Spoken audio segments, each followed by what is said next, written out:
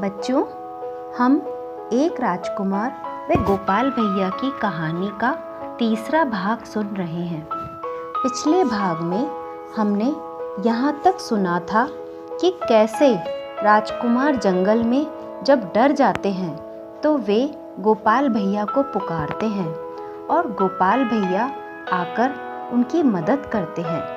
ऐसे ही रोजाना राजकुमार गोपाल भैया के साथ ही गुरुकुल जाने लग जाते हैं और वापस लौटते समय भी गोपाल भैया के साथ ही घर आते हैं। यूं ही कई दिन निकल जाते हैं।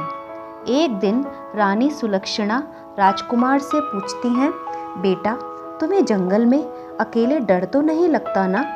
तब राजकुमार कहते हैं, नहीं माँ, मुझे तो रोज़ाना गोपाल भैया ही गुरुकुल छोड़ते हैं और वापस भी मैं उन्हीं के साथ ही आता हूँ।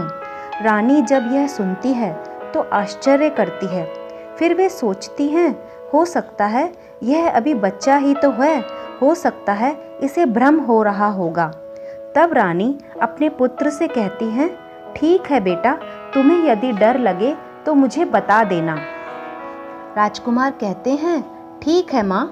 एक दिन जब राजकुमार गुरुकुल पहुँचते हैं तो सभी बहुत प्रसन्न नज़र आ रहे होते हैं। वे देखते हैं कि सभी विद्यार्थी वहाँ एकत्रित हैं और उनके गुरुजी उन्हें कोई विशेष सूचना देने वाले हैं। तब राजकुमार भी वहीं खड़े हो जाते हैं। उनके गुरुजी बताते हैं कि बच्चों, कल गुरु पूर्णिमा का उत्सव है। हम गुरुकुल में खीर का प्रसाद तैयार करेंगे। सभी विद्यार्थी अपने अपने घर से दूध लेकर आना। सभी बच्चे कहते हैं, जी गुरुजी।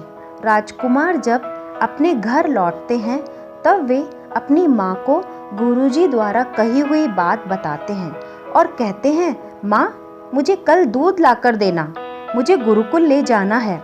तब रानी चिंता में पड़ जाती हैं कि अब मैं इस जंगल में दूध कहाँ से लाऊंगी। तब वे राजकुमार को बहलाने के लिए कह देती हैं कि तुम अपने गोपाल भैया से ही कह देना, वो ही तुम्हारे लिए दूध ले आएंगे। राजकुमार कहते हैं, ठीक है माँ। और दूसरे दिन राजकुमार जल्दी तैयार होकर गुरुकुल के लिए चल देते हैं।